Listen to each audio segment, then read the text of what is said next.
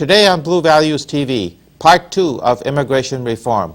Today we're going to find out what we can do to help bring about immigration reform. Stay tuned.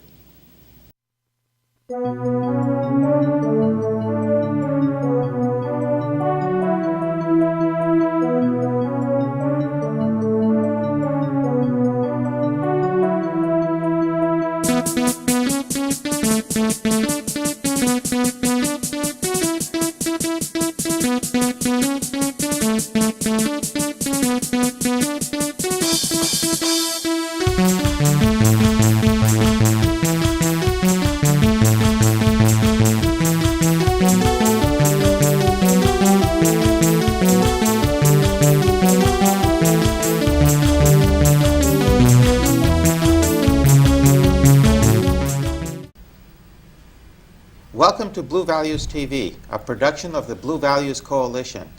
The Blue Values Coalition is a nonprofit organization dedicated to informing, educating, and engaging our neighbors in the governance of our communities.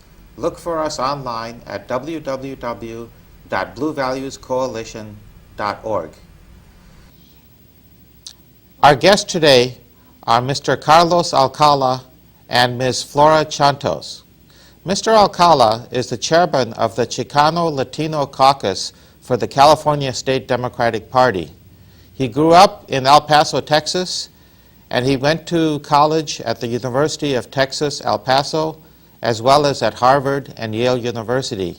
Ultimately, he received his Doctor of Law degree at Harvard University.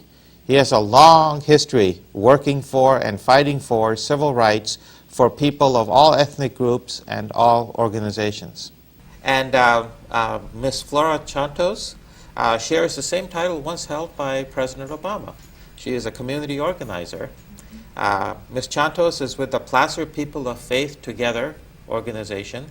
This is an interfaith organization right here in Placer County, which is dedicated to improving the lives of a group of people, all the people that are living here, and trying to attack social issues on the interfaith basis. Welcome, Ms. Csontos. Thank you. Good to see you here. It's a pleasure to be here.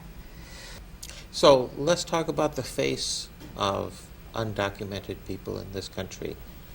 What are they like? Who are they?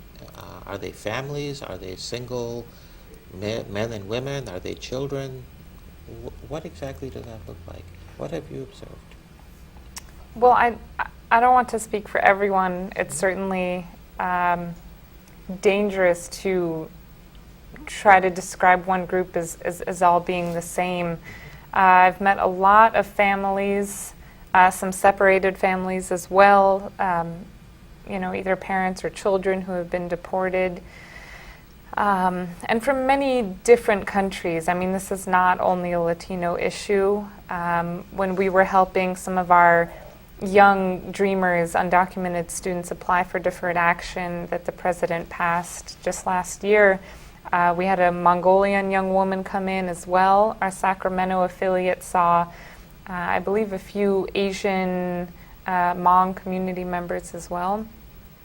And so to see this broad spread of immigrants who are from so many different places, are in so many different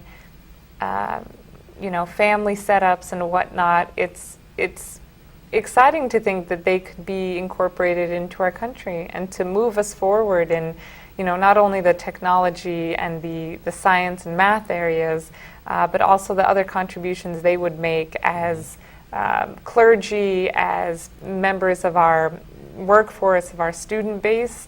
And, you were born outside of the country as well. And to see the incredible skills that are brought in by immigrants and children of immigrants is something we strongly believe in, and it's silly to think that we're getting in our own way right now. You asked what about the face of the new immigrants. Yeah. Generally, they're working class and they're working age. You'll get some at both ends, but generally the population that's coming over is a working age population, and that is so necessary to our country. That's right. Yeah, that's the misperception that I think is out there the most. and that is that somehow the people coming here are just on welfare and they're mooching off of the American taxpayer, when it's just the opposite. It's more that these are the people that are running the stores, that are entrepreneurs, that are working, they're paying taxes, they're paying into our system without really getting anything out of it, as you said. But look, everybody knows that when you work, the taxes come out of your paycheck. Right. Unless Payroll you own the taxes. store. You know, unless all these people coming over across the border are owning all the big Safeways and are buying everything and they're owning everything and they're not paying taxes on it. That's not what's happening. No. They're working in those stores. They're working in all these jobs. They're getting paid on a payroll. And the people that are paying them for the payroll are deducting their taxes. And those taxes are going into the government. And they're not getting any of it back. Billions and billions and billions of dollars are going into the American economy from which these undocumented workers will never see any benefit. So that's the case why we have to do something to basically right a wrong. We're mistreating some people that are here in this country. They are not getting rights, they're not getting protection, they're paying into a system that they're not going to benefit from. That's the injustice that we're trying to deal with? Is that a fair statement? It is, but it isn't just injustice, because it's ourselves that we're mistreating too. If we don't deal with this problem, we're going to have bigger problems. If you send those people back to Mexico, the Social Security system will collapse. The economy, our agricultural system, will be in dire straits, just as it was in Alabama. You saw what happened in Alabama when they decided to take the workers out of the field and out of the workers. The industries that were dependent on them collapsed. That's right.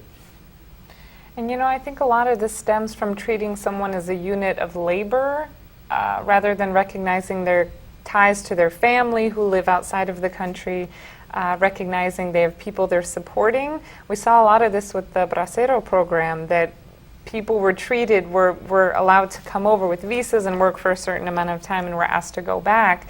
And a lot of them didn't go back, and some of their families came over. When you only focus on the person as someone who's working for you 40 hours or sometimes more a week, that's not fully who they are. I think when we start to think about them as mothers and brothers and fathers, sisters, cousins, you begin to see more of how they're contributing to our society, not only into our, our communal taxes and our Social Security, but that there's so much that they offer. And are we recognizing that in a way that is beneficial and supportive of our economy and our nation? We understand the constraints of the laws that we have nationwide, but we can still go ahead and try to make the environment better for people who are actually here. And California has been a leader on that. I mean, with passing the Trust Act, the driver's license law, it's really modeling it for the rest of the country. And there's no reason we can't create a stronger county, even if, the nation hasn't moved into immigration reform yet. So, Mr. Alcala, is that enough? Are these laws sufficient? Are there other things that need to be done? Well, we were the 11th state to pass the driver's license law. There were 10 states before us that had great success, and it's something we should have learned from a lot earlier. I mean, is it better to have a driver that has a driver's license, can buy insurance, drive the car legally on our streets, or is it better to have an uninsured driver with no license and no guarantee of their training? It's ridiculous that we waited this long.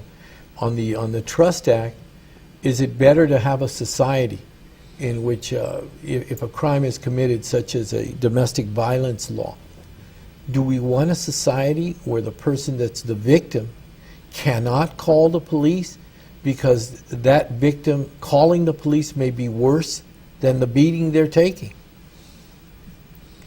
So is it better to take the beating and not call the police? I mean, is that alternative what we're asking for? And I'm not saying those are the only alternatives, but practically speaking, that's what's happening. And so to have the Trust Act, I think, advances it. Now, I think there's a lot more things we can do. If the people in Congress, if some of the people in Congress are going to make obstacles for people to keep them from becoming citizens and create a permanent underclass, then we in California, who have 1 in every 4 undocumented workers, maybe should be thinking about a law like a credit union that will lend money to people that are becoming citizens. They have very good pay histories, and they could borrow that money and pay, for example, back taxes. Mm-hmm. And if it's going to be 13 years to become a citizen, well, that's what's proposed now. Make the loan for 13 years. If they borrow $7,000 or so and they pay it over 7 years, payments are going to be lower. Mm-hmm. Do you see the opposition? Certainly, I don't know how to put this softly, so I'll try it more directly. With a United States Congress that seems to be having great difficulty passing anything, what do you see as the obstacles to passing some kind of comprehensive immigration reform in our nation today? I think that there's so much gerrymandering occurred during the last census that it created districts that are immune to an electoral process that I believe is truly democratic. Many of the districts were set up to protect incumbents. And as a result of that, we may need to wait until the next census in 2020 to get a democratic society. And you add to that the effects of Citizens United. The Koch brothers have already said that they're going to put in $220 million into this next election. Mm-hmm. I mean, what do you do with something like that? So When money is speech, so they're talking real loud. You're citing the effects of money in politics, money in government, but what's the motivation of people to not pass some kind of comprehensive immigration reform? We've talked about a lot of good reasons for having it, providing safety for people who are here in this country, making it easier for them to report crimes, work with police, without fear of deportation or other things. What would be the motivation to not do those things? According to the statements from the speaker and from the party in the Senate, their motivation was to see that Mr. Obama failed, and that was good enough. You know, if Mr. Obama failed, then their own agenda would be advanced, and to my opinion, that's not patriotic. Just to make the existing president fail is what you see as the motivation. I see it as un-American and unpatriotic. I see a lot of fear in the resistance for immigration reform. When we met with Congressman McClintock a few months ago, his immigration plan, when we really asked him to lay it out for us, was to ask everybody who's living here without legal status to return to their country of origin and to reapply and come back in through the legal channels. That is such an out-of-touch view. It would, I mean, not only destroy his district, but so many other districts across the country. And I see that in our political leaders as well, just a lack of understanding of people's situations, a real disconnect in how they're moving these pieces of legislation. We're seeing an increasing divide between people who make the laws and those that the laws affect. And one of our biggest goals is to bring those people who are affected by these laws into the rooms with people who are making the laws, to ensure that correct, just, faithful laws are being made that actually support our communities. So it's kind of a shocking statement that you make, Mr. Alcala, about a motivation of just seeing President Obama not succeed or fail in passing immigration reform. I don't know if you would believe that people are inherently heartless. I think people have a heart in general. I don't really view people as being heartless. So I'm trying to understand if there is any other motivation that might be out there for people to drag their feet or not to, or to keep the system that we have going today, continue it, or to take the view that you say Congressman McClintock has taken, to have people who are here without documentation leave the country, return to where they came from, and apply for legal status here. Can you see any other motivation for people to do that? I mean, the main thing that comes to mind are the economic arguments I've heard, that they're, you know, leeches on our welfare system, our social security system. I've seen so many figures that convince me otherwise, that our undocumented community would actually be a support to our current, you know, state of debt. It's really hard to imagine. I'm trying to put myself in their shoes, as I have so many times before. I really just have to chalk it up to a lack of understanding that these people have always had access to their family members. I've met so many people in these 3 years that I've worked as an organizer who have had parents pass away or siblings in their country of origin, and because they're undocumented, they can't go back and visit them. And I challenged any of our representatives that if they were in a situation like that with one of their parents dying across the borders, what would they do? I mean, wouldn't they want to do as much as they could to go and see this person without having to sacrifice their life here, even, you know, maybe leaving their children here? And their life here may well be to support the people that are Yes. elsewhere to begin with. So it's a lose-lose situation. Absolutely. So, Mr. Alcala, you have a lifetime of experience fighting for justice, fighting for equality and fairness. What would you recommend our viewers to do, given the situation that we have in Congress and where we're at? Do we just wait until 2020 and the next census? Are there positive actions that people can actually take to try to make some progress, if not at the national level, at least within our own county and within our own state? Are there other actions you can recommend to us? Unfortunately, immigration policy is made at the national level. I mean, we can try to affect it here and make some corrections in California, but ultimately, the policy is made in Washington. And until we change the people in Washington, I believe there's going to be deadlock on this issue. It's going to continue for the political benefit of some of the people in Congress. And I think it's very clear to me, it is very clear to me, that some people in Congress benefit from the deadlock, from doing nothing, from just letting the current situation continue, is economically and politically beneficial to members of Congress. It's a do-nothing Congress with a do-nothing mentality, and they ought to get nothing from us, including a salary. I don't even think we should be paying any of those guys. But you see them benefiting from the deadlock at this point? Oh yeah, if they were working for me, they'd be fired. But And how I would they think I'm not the only one that feels that way. I meet people every day on the street that says these guys do not have the interest of our nation at heart. They have their self-interest.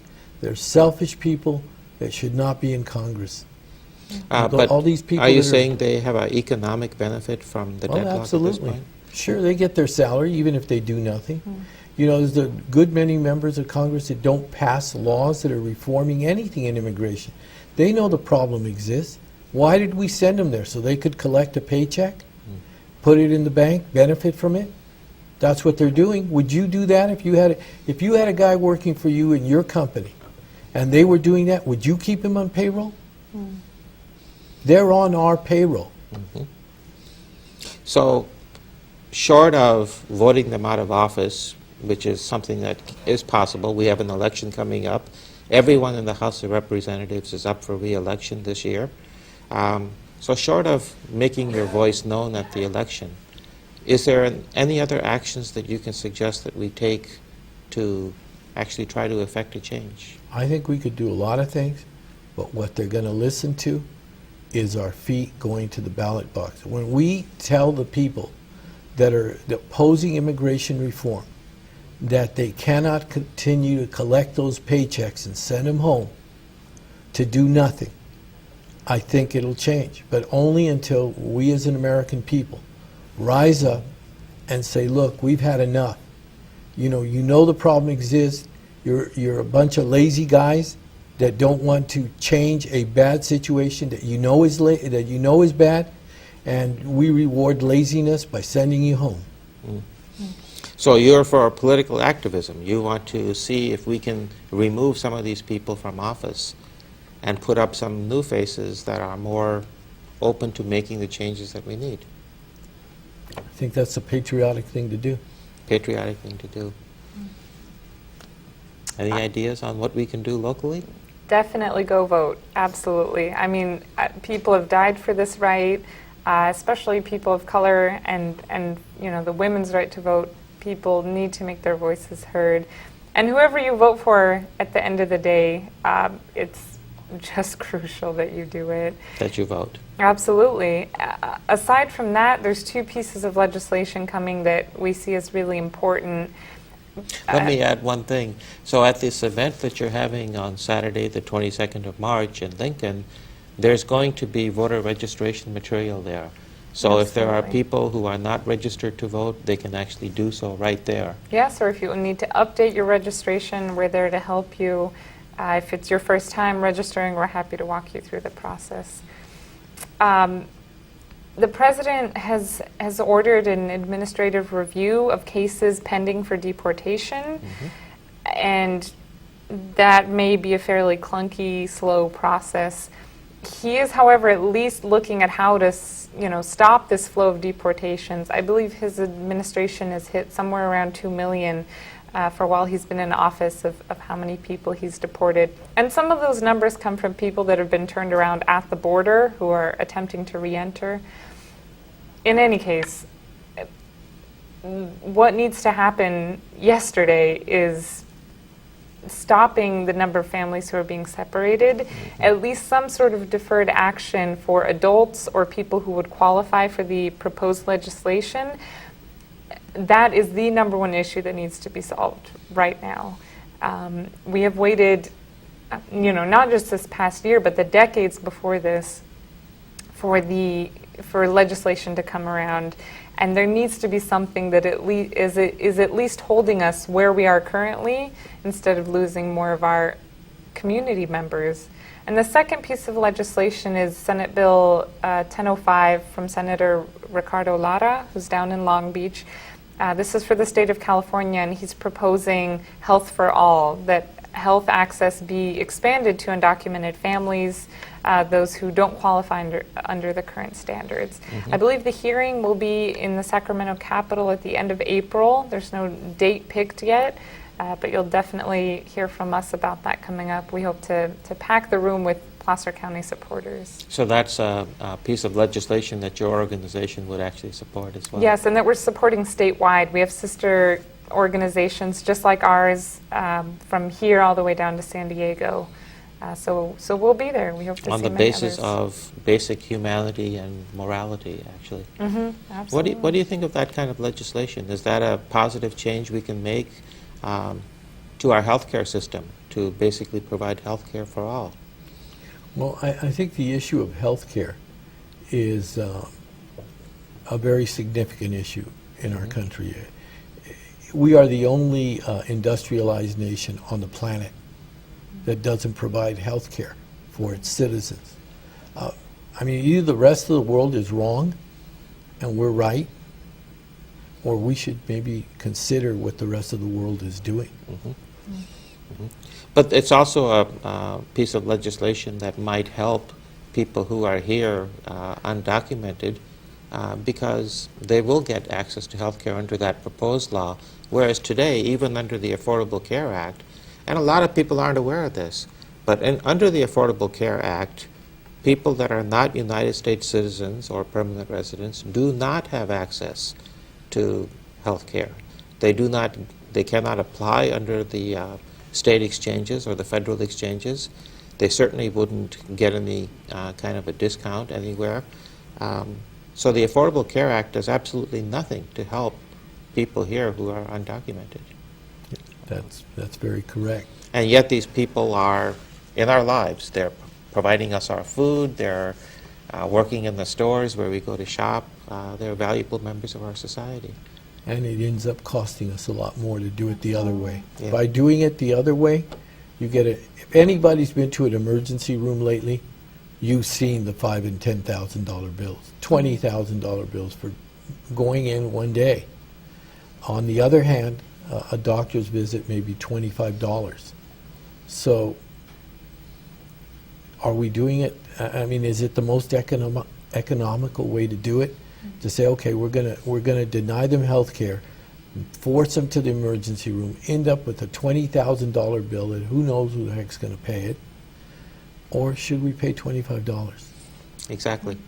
So it's not only the most uneconomical way to do it, if that's the right word, it's also something that would help us as a state and as a country, keeping people healthy, morality-wise.